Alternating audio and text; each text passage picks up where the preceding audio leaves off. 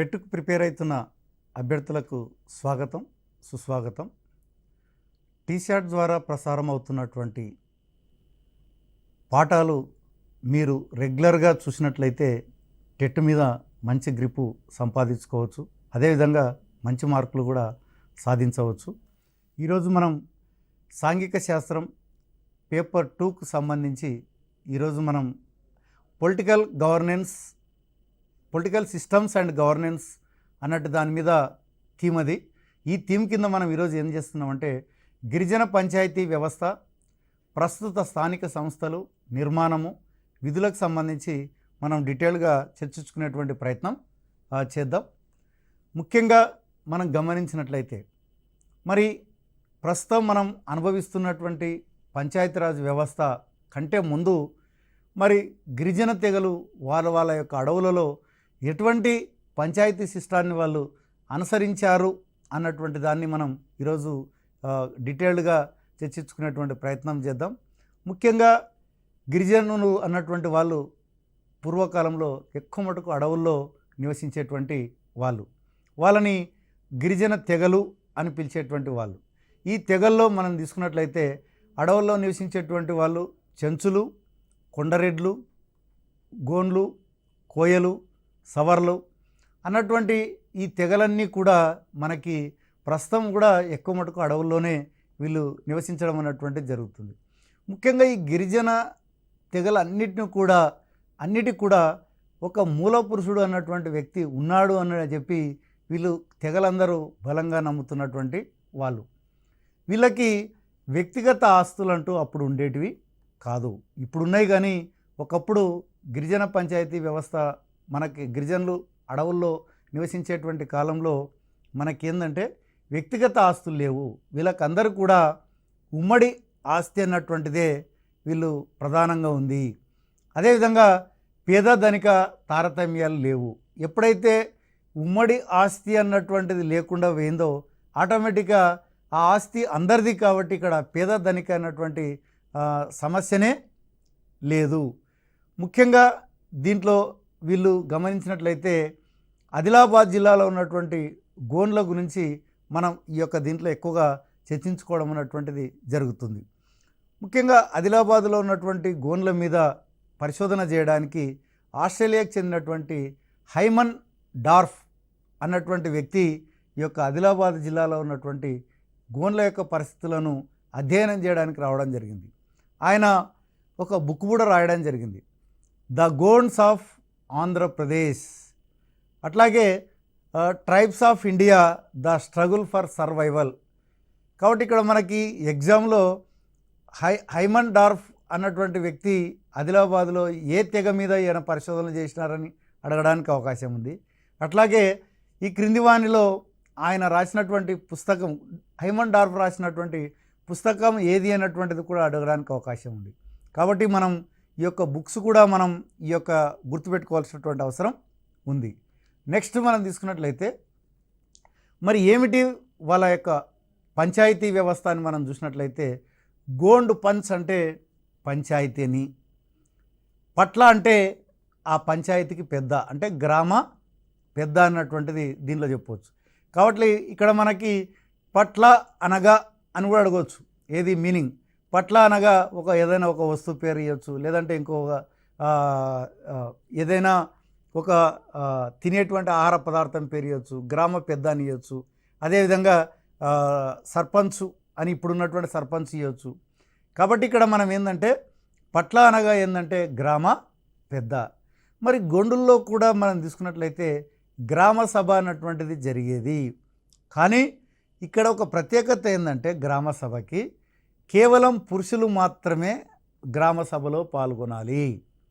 కాబట్టి ఇక్కడ గ్రామ సభలో ఎవరెవరు పాల్గొనంటారంటే కేవలం పురుషులు, యువకులు పాల్గొనవచ్చు, మహిళలు పాల్గొనవచ్చు అని ఆప్షన్ల కింద ఇస్తే మనం రాయాల్సింది ఏంటంటే కేవలం పురుషులు మాత్రమే సభ్యులుగా ఉంటారు గ్రామ సభలో. మరి యువకులు, మహిళలకు పాత్ర ఏంటంటే వాళ్ళు హాజరు కావచ్చు, కానీ కేవలం పురుషులు ఏం చర్చిస్తున్నారు అన్నటువంటిది మాత్రమే వాళ్ళు వినాలా, కానీ వాళ్ళు ఎటువంటి దాంట్లో పాల్గొనడానికి అవకాశం లేదు. మరి ఆ రోజుల్లో వీళ్ళు గ్రామసభలో ఏం చర్చించేవాళ్ళు అంటే ముఖ్యంగా వివాహం గురించి, విడాకుల గురించి, తగాదాల పరిష్కారం గురించి, అదేవిధంగా కర్మకాండల గురించి ఈ విషయాలు ఎక్కువ మటుకు ఆ రోజుల్లో గిరిజనులు ఈ యొక్క గ్రామ సభలో చర్చించేటువంటి వాళ్ళు. ముఖ్యంగా మనం చూసినట్లయితే అప్పుడప్పుడు ఈ యొక్క గోండు పంచ్ అంటే ఏమి, పంచాయతీల మధ్య కూడా పంచాయతీలు వచ్చేటివి. అంటే ఏమి, 2 గ్రామాల మధ్య కానీ కొన్ని గ్రామాల మధ్య కానీ ఏదైనా ఒక సమస్య వచ్చినప్పుడు ఏం చేసేవాళ్ళంటే ఈ పంచ్ అన్నటువంటిది, అంటే పంచాయతీకి సంబంధించినటువంటి వాళ్ళు ఒక సంయుక్త సమావేశాన్ని ఏర్పాటు చేసేవాళ్ళు. అంటే ఏమి, అన్ని పంచాయతీలు కలిసి ఒక చోట సమావేశం అయ్యేటువంటి వాళ్ళు. ఆ సమావేశంలో వాళ్ళకు ఉన్నటువంటి సమస్యను చర్చించి పరిష్కారం చేసుకునేటువంటి వాళ్ళు. మరి ఇక్కడ పట్ల అన్నటువంటిది ఇప్పుడున్నటువంటి మన గ్రామ పెద్ద మనకు తెలుసు, సర్పంచ్ ఎన్నిక ద్వారా మనం ఎన్నుకుంటున్నాం. కానీ గోండుల యొక్క పరిస్థితి అలా కాదు. వాళ్ళ యొక్క గ్రామ పెద్ద పదవి అయినటువంటిది వారసత్వంగా వచ్చినటువంటిది. ఇక్కడ ఎటువంటి ఎన్నికలంటూ ఏమీ ఉండవు. ఆ వారసులు ఎవరైతే ఉంటారో ఆటోమేటిక్గా ఒకరు చనిపోతే మరి ఇంకోరు వాళ్ళ వారసులు ఆ గ్రామానికి పెద్దగా ఉండడం అన్నటువంటిది మనం గమనించవచ్చు. ఆ రకంగా మనకి ఈ యొక్క గోండ్ల పంచాయతీ అన్నటువంటిది ఉంది. వీళ్ళు ఏదొచ్చినా కూడా ఏదంటే కోర్టుల వరకు వెళ్ళే వాళ్ళు కాదు. ఎంతసేపు ఉన్నా అన్ని సమస్యలు కూడా వాళ్ళ మధ్యనే పరిష్కారం చేసుకునేటువంటి వాళ్ళు. ఇక మనం ప్రస్తుతం ఉన్నటువంటి స్థానిక సంస్థల విషయానికి వచ్చినట్లయితే 73వ రాజ్యాంగ సవరణ ముఖ్యంగా గ్రామీణ స్థానిక ప్రభుత్వాల గురించి తెలుపుతుంది.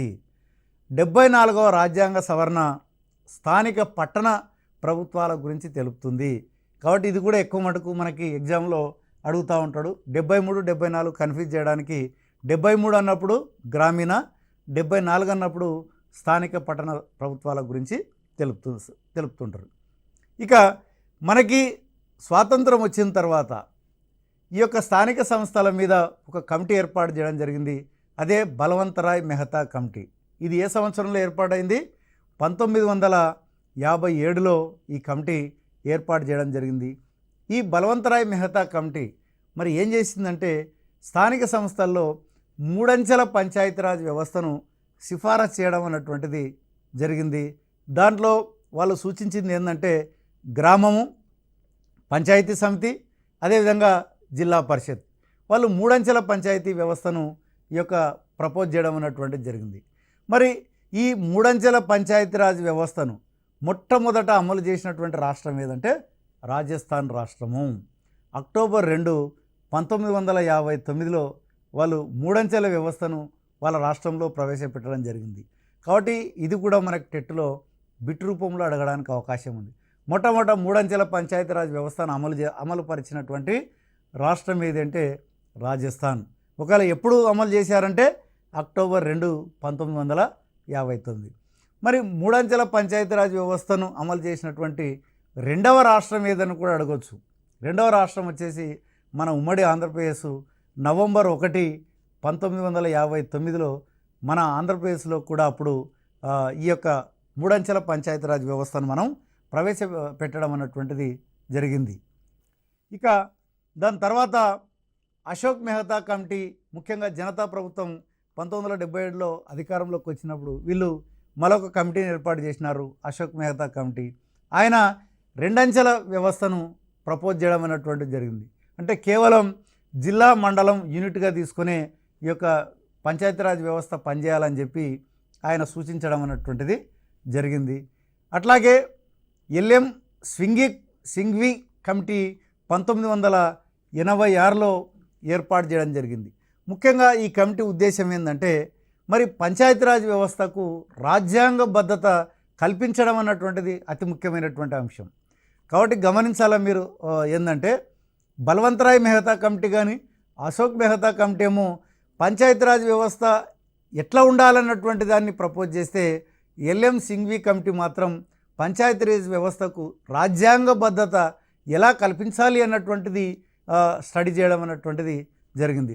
మరి ఇక 73వ రాజ్యాంగ సవరణ చట్టం మనకి ఎప్పుడు అమల్లోకి వచ్చిందంటే ఏప్రిల్ 24, 1993లో ఇది అమల్లోకి రావడం అన్నటువంటిది జరిగింది.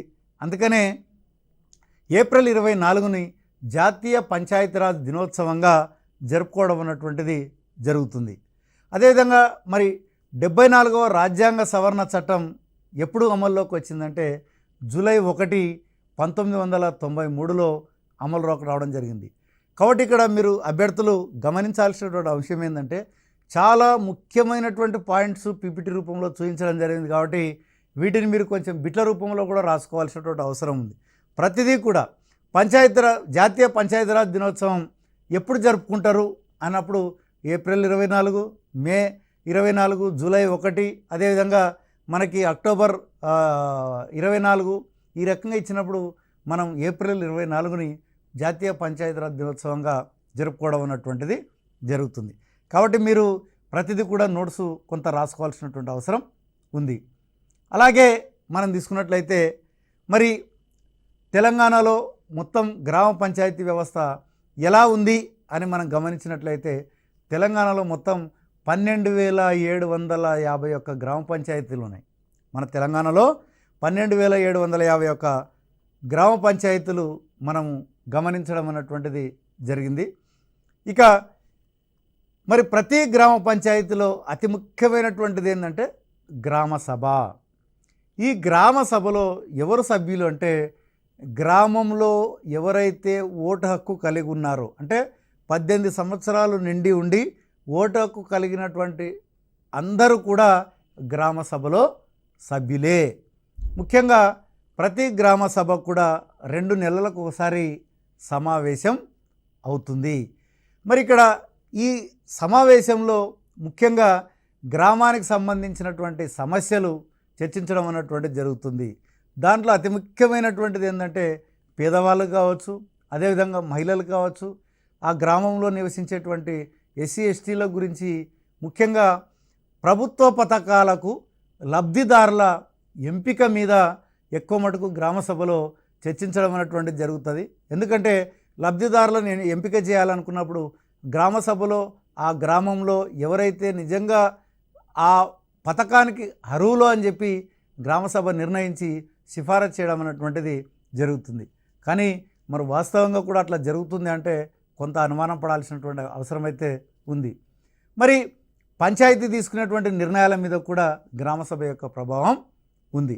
మరి ఎవరు ఎన్నికలు నిర్వహిస్తారంటే రాష్ట్ర ఎన్నికల సంఘం మనకి ఎన్నికలు నిర్వహించడం అన్నటువంటిది జరుగుతుంది. మరి ఈ యొక్క జనాభాని బట్టి 5 నుంచి 21 మంది వార్డు మెంబర్లు ఉంటారు. ప్రతి గ్రామ పంచాయతీలో మినిమం 5, మ్యాక్సిమం 21. ఈ రకంగా అంటే గ్రామ పంచాయతీలో సభ్యుల సంఖ్య గరిష్టంగా ఎంత ఉంటుంది అని అడగవచ్చు, లేదంటే కనిష్టంగా ఎంత ఉంది అని కూడా అడగవచ్చు. కాబట్టి మనం 5 నుంచి 12 మంది వార్డు మెంబర్లు ఉంటారు. అదేవిధంగా మే 30, 1995 తర్వాత ఎవరైతే 3వ సంతానం కలిగి ఉంటారో వాళ్ళు గ్రామ పంచాయతీ వార్డు మెంబర్గా కానీ సర్పంచ్గా కానీ పోటీ చేయడానికి అనర్హులు. కేవలం మే 30, 1995కు ముందు ఒకవేళ 3 పిల్లలు ఉన్నప్పటికీ వాళ్ళకి మినహాయింపు ఉంది. కానీ 1995 తర్వాత ఎవరైతే 3వ సంతానం కలిగి ఉండరో వాళ్ళకి ఈ యొక్క గ్రామ పంచాయతీ వార్డు మెంబర్గా కానీ సర్పంచ్గా కానీ పోటీ చేయడానికి అనర్హులుగా మరి మన తెలంగాణ రాష్ట్రంలో ఒక సవరణ చేయడం అనేటువంటిది కూడా జరిగింది. ముఖ్యంగా మనం తీసుకున్నట్లయితే మరి మహిళలకు ఈ యొక్క గ్రామ పంచాయతీ వార్డు మెంబర్లలో మనం తీసుకున్నట్లయితే 50% రిజర్వేషన్లు కల్పించడం అన్నటువంటిది జరిగింది. ఎస్సీ ఎస్టీ బీసీలకు జనాభాకు అనుగుణంగా వాళ్ళకు కూడా రిజర్వేషన్లు ఇవ్వడం జరిగింది. ఇక్కడ ఎస్సీలు కావచ్చు, ఎస్టీలు కావచ్చు, బీసీలు కావచ్చు, జనరల్ కావచ్చు, ఈ అన్నిట్లో మొత్తం మీద మహిళలకు మాత్రం 50% రిజర్వేషన్లు ఈ యొక్క స్థానిక సంస్థల్లో కల్పించడం అన్నటువంటిది అతి ముఖ్యమైనటువంటి అంశం. మరి ప్రతి గ్రామానికి కూడా మనకు తెలుసు సర్పంచ్ అన్నటువంటి వ్యక్తి ప్రథమ పౌరుడుగా ఉంటాడు. మరి ఉప సర్పంచ్ అన్నటువంటిది ఎవరు ఎన్నుకుంటారు అంటే ఆ గ్రామంలో ఎన్నికైనటువంటి వార్డు మెంబర్లు అందరూ కలిసి ఉప సర్పంచ్ని ఎన్నుకోవడం అన్నటువంటిది జరుగుతుంది. అందుకే సర్పంచ్ ఎన్నికల్లో ఎవరైతే ఓటర్ ఉన్నాడో వాళ్ళు 2 ఓట్లు వేయడం అన్నటువంటిది జరుగుతుంది. ఒకటి సర్పంచ్కి వేస్తారు, రెండవది వార్డు మెంబర్కి వేయడం అన్నటువంటిది జరుగుతుంది. కాబట్టి ఈ వార్డు మెంబర్ల ఎన్నిక తర్వాత ఈ ఉప సర్పంచ్ని అదే రోజు ఎన్నుకోవడం అన్నటువంటిది జరుగుతుంది. మరి ఇక్కడ పంచాయతీ సెక్రటరీ గ్రామ పంచాయతీకి ముఖ్యంగా సర్పంచ్కి సహాయకారిగా ఉంటూ గ్రామానికి సంబంధించినటువంటి మొత్తం వ్యవహారాల్లో కూడా సర్పంచ్కు ఈయన సహాయకారిగా ఉంటూ గ్రామ అభివృద్ధిలో పాలు పంచుకోవడం అన్నటువంటిది జరుగుతుంది. మరి సర్పంచ్కు ఉన్నటువంటి విధులు, అదేవిధంగా గ్రామ పంచాయతీకి ఉన్నటువంటి విధులు తీసుకున్నట్లయితే ముఖ్యంగా గ్రామంలో ఉన్నటువంటి వీధి రహదారులు కావచ్చు, అదేవిధంగా మురికి కాలువలకు సంబంధించి క్లీన్ చేయడం, వీధి దీపాలు అరేంజ్ చేయడం, చౌకధర దుకాణాలు సక్రమంగా పనిచేస్తున్నాయా లేదా అని పరిశీలన చేయడం, అదేవిధంగా త్రాగునీరును రెగ్యులర్గా అందించడం, ఇవి ప్రధానంగా ఈ యొక్క గ్రామ పంచాయతీకి ఉండాల్సినటువంటి విధులు. మరి ఇక్కడ విధులు పర్వాలేదు, మరి నిధులు ఎక్కడి నుంచి వస్తాయని చూసినట్లయితే ఇంటి పన్ను వసూలు చేస్తుంది, అదేవిధంగా భూమి శిస్తు వసూలు చేస్తుంది. ఈ రెండింటినీ కలిపి 1/3 వంతు ఆదాయం ఈ యొక్క ఇంటి పన్ను భూమి శిస్తు నుంచి రావడం అన్నటువంటిది జరుగుతుంది. ఇవే కాకుండా కేంద్ర రాష్ట్ర ప్రభుత్వాలు కూడా ఈ యొక్క గ్రామ పంచాయతీకి నిధులు ఇవ్వడం అన్నటువంటిది జరుగుతుంది.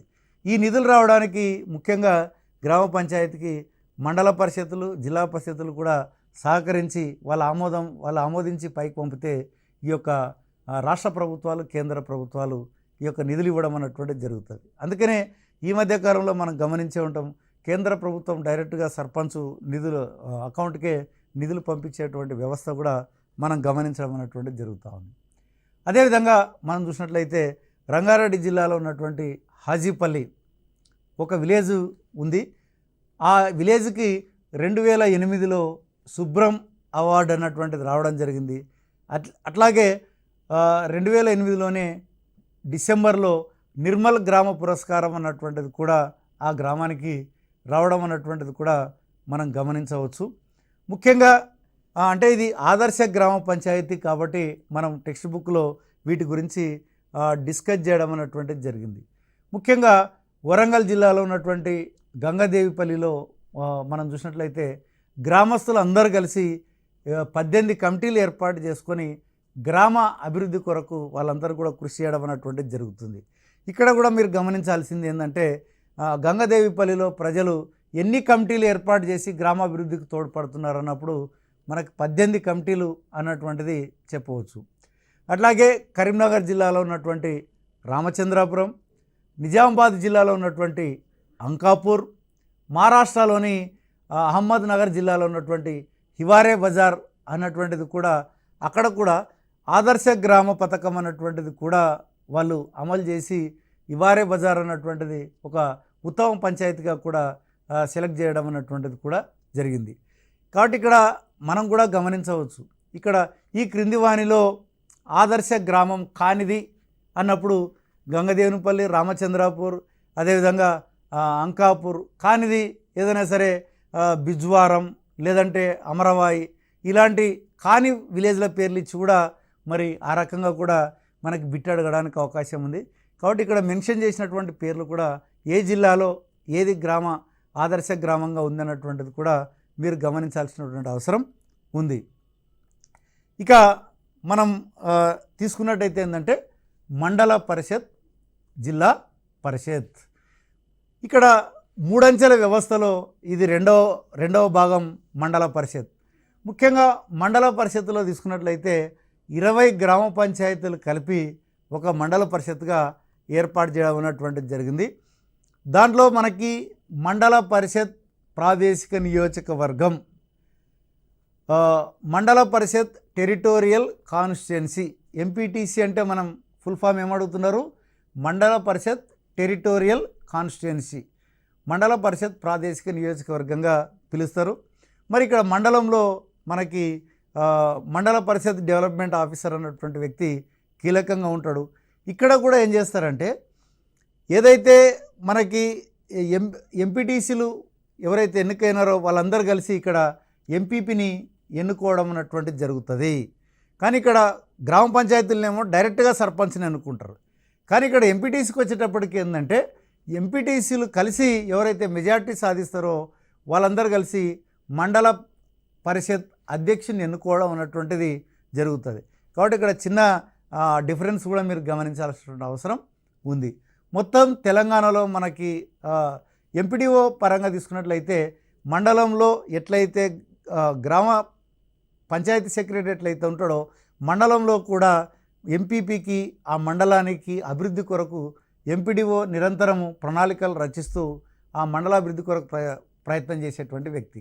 మరి తెలంగాణలో మొత్తం ఎన్ని జిల్లా పరిషత్తులు ఉన్నాయి అని మనం గమనించినట్లయితే 32 జిల్లా పరిషత్తులు ఉన్నాయి. మనకు తెలుసు తెలంగాణలో మొత్తం జిల్లాల సంఖ్య 33. కానీ మనకి హైదరాబాద్కి జిల్లా పరిషత్ లేదు కాబట్టి 32 జిల్లా పరిషత్తులే ఉన్నాయి. ఒక్కొక్కసారి కన్ఫ్యూజ్ చేయడానికి కూడా అవకాశం ఉంటుంది. తెలంగాణలో జిల్లా పరిషత్తుల సంఖ్య అంటే మనకి నార్మల్గా ఏంటంటే 33 జిల్లాల ఐడియా ఉంటాయి కాబట్టి అట్లా పొరపడడానికి అవకాశం ఉంది. తెలంగాణలో మాత్రం కేవలం 32 జిల్లా పరిషత్తులు మాత్రమే ఉన్నాయి. అదేవిధంగా ప్రతి జిల్లా పరిషత్తులో కూడా ఇక్కడ కూడా గమనించినట్లయితే వీళ్ళను జెడ్పీటీసీ అని పిలుస్తారు. అంటే ఏంది? జిల్లా పరిషత్ టెరిటోరియల్ కాన్స్టిట్యుయెన్సీ. అంటే మీ జిల్లా పరిషత్ ప్రాదేశిక నియోజకవర్గం నుంచి ఎన్నికైనటువంటి ప్రజాప్రతినిధులను ఏమంటారంటే జెడ్పీటీసీలుగా పిలవడం అన్నటువంటిది జరుగుతుంది. ఇక్కడ కూడా సేమ్ పరోక్ష ఎన్నిక ద్వారా జిల్లా పరిషత్ చైర్మన్ని ఎన్నుకోవడం అన్నటువంటిది జరుగుతుంది. అంటే మీ జెడ్పీటీసీలు అందరూ కలిసి మెజార్టీ సభ్యులు ఆమోదించినటువంటి వ్యక్తిని ఇక్కడ జిల్లా పరిషత్ చైర్మన్గా ఎన్నుకోవడం అన్నటువంటిది జరుగుతుంది. కాబట్టి ఇక్కడ మనం మండల పరిషత్తు జిల్లా పరిషత్తులేమో వాళ్ళ యొక్క అధ్యక్షులని పరోక్ష ఎన్నిక జరిగితే సర్పంచ్ను మాత్రం ప్రత్యక్ష ఎన్నిక ద్వారా చేయడం అన్నటువంటిది జరుగుతూ ఉంది. ఇక మనం గమనించినట్లయితే మరి పట్టణ స్థానిక స్వపరిపాలనా సంస్థలు అన్నటువంటివి కూడా మనకున్నాయి.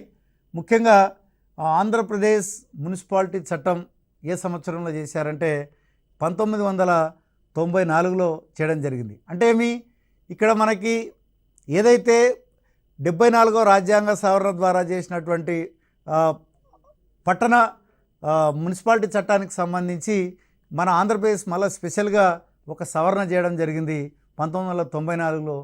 ఆ సవరణ ప్రకారం అది ఎప్పుడు అమల్లోకి వచ్చిందంటే మే 30, 1994లో ఆంధ్రప్రదేశ్ మున్సిపాలిటీ చట్టం అమల్లోకి రావడం అన్నటువంటిది జరిగింది. దాని తర్వాత మళ్ళీ మనకి తెలంగాణ ఏర్పడిన తర్వాత మళ్ళీ తెలంగాణ మున్సిపాలిటీల చట్టం 2019ని ఏర్పాటు చేయడం కూడా జరిగింది. కాబట్టి ఇక్కడ మీరు అభ్యర్థులు గమనించాల్సింది ఏంటంటే ఇవి కూడా చూసుకోవాల్సినటువంటి అవసరం ఉంది. 73, 74తో పాటు మనకి ఆంధ్రప్రదేశ్ మున్సిపాలిటీ చట్టం 1994, అట్లాగే తెలంగాణ మున్సిపాలిటీల చట్టం 2019 అన్నటువంటిది కూడా మనం గుర్తుంచుకోవాల్సినటువంటి అవసరం ఉంది. మరి ఇక్కడ మనకు తెలుసు పట్టణ స్థానిక స్వపరిపాలనలో 3 రకాలు ఉన్నాయి. ఒకటి నగర పంచాయతీ, మున్సిపాలిటీ, మున్సిపల్ కార్పొరేషన్. ఇక్కడ గమనిస్తే ఏంటంటే నగర పంచాయతీ అన్నటువంటి దాంట్లో ఎట్లా డిసైడ్ చేస్తారు అంటే జనాభాని బట్టే డిసైడ్ చేయడం అన్నటువంటిది జరుగుతుంది. 20,000 నుంచి 40,000 జనాభా ఉన్నట్లయితే దాన్ని నగర పంచాయతీగా పిలుస్తారు. కాబట్టి ఇక్కడ నగర పంచాయతీ సెలెక్ట్ చేయాలంటే ప్రాతిపాదిక ఏంది అంటే జనాభానే ప్రాతిపాదిక. మరి ఆ జనాభా ఎంత ఉండాలి అంటే 20,000 నుంచి 40,000 జనాభా ఉంటే దాన్ని నగర పంచాయతీ అని పిలుస్తారు. అలాగే మున్సిపాలిటీ పరంగా తీసుకున్నట్లయితే 40,000 నుంచి 3 లక్షల జనాభా కలిగి ఉంటే దాన్ని మున్సిపాలిటీగా చెబుతారు. అట్లాగే మున్సిపల్ కార్పొరేషన్ అన్నప్పుడు మనకేందంటే 3 లక్షల పైన జనాభా ఉంటే దాన్ని మున్సిపల్ కార్పొరేషన్ అని పిలుస్తారు. కాబట్టి ఇక్కడ అభ్యర్థులు గుర్తుపెట్టుకోవాల్సిన అంశం ఏంటంటే నగర పంచాయతీ, మున్సిపాలిటీ, మున్సిపల్ కార్పొరేషన్కి సంబంధించి ఎంత జనాభా ఉండాలి అన్నటువంటిది కూడా మీరు ఖచ్చితంగా గుర్తుపెట్టుకోవాల్సినటువంటి అవసరం ఉంది. ముఖ్యంగా మన టెక్స్ట్ బుక్లో ఏంటంటే నగర పంచాయతీ వేములవాడ ఒక కేస్ స్టడీగా తీసుకోవడం అన్నటువంటిది జరిగింది. ఇది సిరిసిల్ల రాజన్న జిల్లాలో ఉన్నటువంటి ఒక చారిత్రక ప్రదేశము. ముఖ్యంగా వేములవాడ రాజరాజేశ్వర స్వామి టెంపుల్ అక్కడ మనం గమనించవచ్చు. మరి రాజన్న సిరిసిల్ల వేములవాడలో గమనించినట్లయితే మొత్తం అక్కడ 20 వార్డులు ఉన్నాయి. 2011 తర్వాత అది నగర పంచాయతీగా ఏర్పడడం అన్నటువంటిది జరిగింది.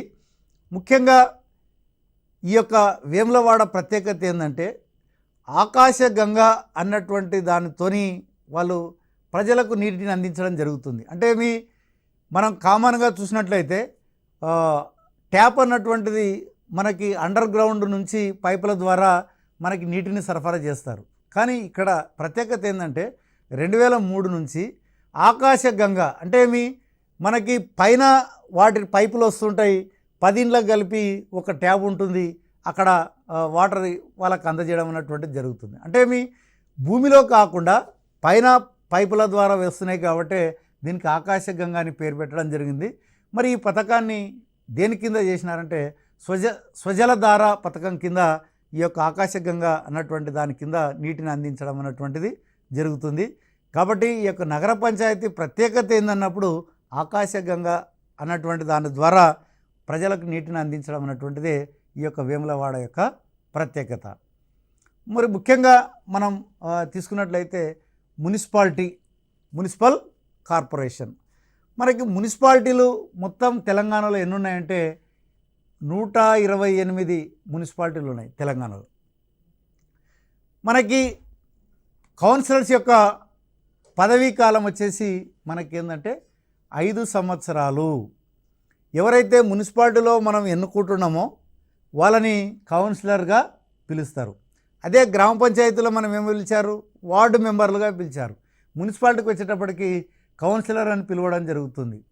ఒకవేళ కౌన్సిలర్ లేదంటే ప్రభుత్వం అక్కడ పడిపోయినా కూడా, లేదంటే కౌన్సిలర్ చనిపోయినా లేదా రాజీనామా చేసినా మళ్ళీ తిరిగి 6 నెలలలోపు ఎన్నికలు జరుపుతారు.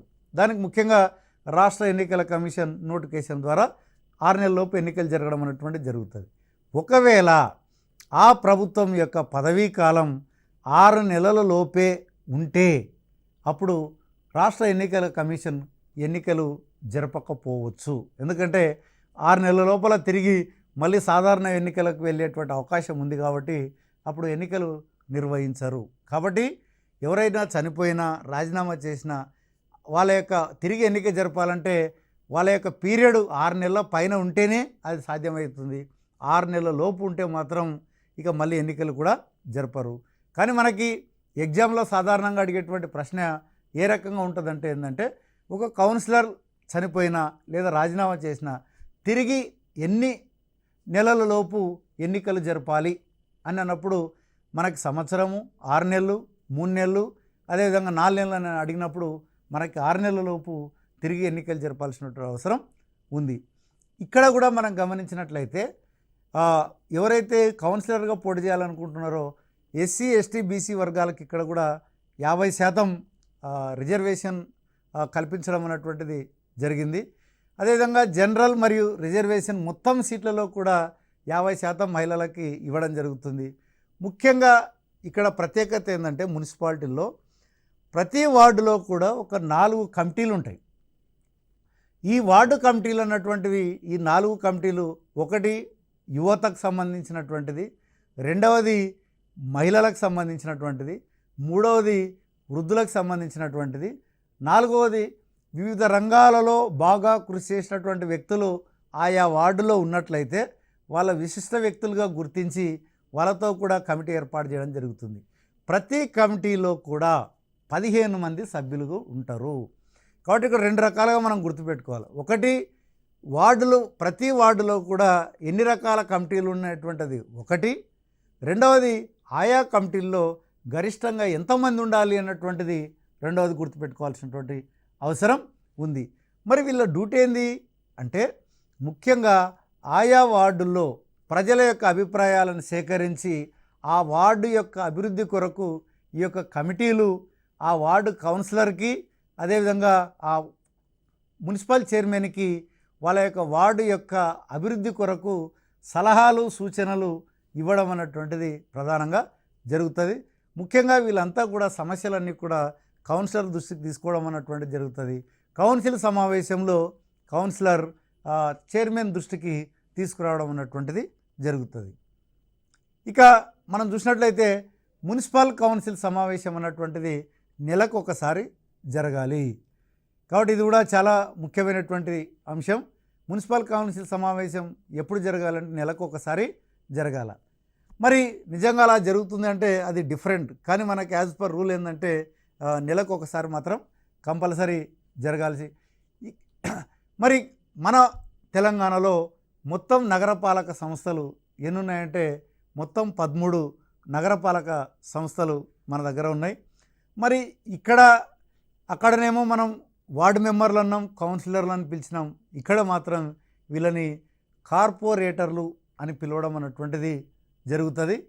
ముఖ్యంగా మనం తీసుకున్నట్లయితే ఈడ కూడా వార్డు కమిటీలు ఉన్నటువంటివి మున్సిపాలిటీలు ఎట్లయితే ఉన్నాయో ఇక్కడ కూడా వార్డు కమిటీలు ఏర్పాటు చేయడం అన్నటువంటిది జరిగింది. ఆ 4 రకాలైనటువంటి కమిటీలు వీళ్ళు మాత్రం 3 నెలలకు ఒకసారి సమావేశం కావాలి. కాబట్టి ఇక్కడ మీరు గమనించాల్సింది ఏంటంటే ఆయా వార్డు కమిటీలు 3 నెలలకు ఒకసారి, ఎన్ని నెలలకు ఒకసారి సమావేశం అయ్యాలన్నప్పుడు 3 నెలలకు ఒకసారి సమావేశం కావాలి అన్నటువంటిది కూడా మనం తెలుసుకోవాల్సినటువంటి అవసరం ఉంది.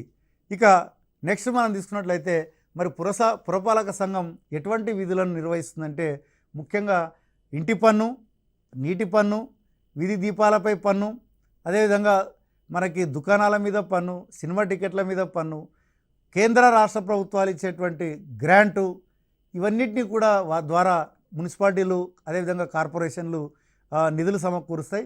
ముఖ్యంగా సబ్ కాంట్రాక్టింగ్ వర్క్ అన్నటువంటిది మనకు తెలుసు. ఈ యొక్క మున్సిపాలిటీల్లో చెత్త చెదారాలు ఇవన్నీ కూడా సేకరించడానికి ఏం చేస్తారంటే ప్రైవేట్ వ్యక్తులకు కాంట్రాక్ట్ ఇవ్వడం అన్నటువంటిది జరుగుతుంది. దాన్ని ఏమంటారంటే సబ్ కాంట్రాక్టింగ్ వర్క్ అన్నటువంటిది పిలవడం అన్నటువంటిది జరుగుతుంది. కాబట్టి ఈరోజు మనం ఈ యొక్క దాంట్లో గిరిజన గ్రామ పంచాయతీ వ్యవస్థ ఎలా ఉంది, అదేవిధంగా ఈ యొక్క పంచాయతీరాజ్ వ్యవస్థ ఎలా ఉంది, దాంట్లో ఉన్నటువంటి గ్రామ పంచాయతీ, మండల పరిషత్, జిల్లా పరిషత్తు, అదేవిధంగా పట్టణ స్థానిక స్వపరిపాలన వ్యవస్థ అయినటువంటి నగరపాలక వ్యవస్థ, నగర పంచాయతీ, మున్సిపాలిటీ, అదేవిధంగా నగరపాలక, ఈ మూడింటికి యొక్క నిర్మాణము, వాటి యొక్క విధులు ఎలా ఉందన్నటువంటిది కూడా క్లియర్గా చెప్పుకోవడం జరిగింది. కాబట్టి వీటన్నింటి మీద మరొకసారి మీరు ఈ యొక్క ఈ క్లాస్ విని మీ యొక్క నోట్స్ తయారు చేసుకొని మరి మంచి మార్కులు సాధించాలని ఆశిస్తూ మరొక క్లాస్తో మళ్ళీ మీ ముందుకు వస్తాం. అంతవరకు సెలవు, నమస్కారం.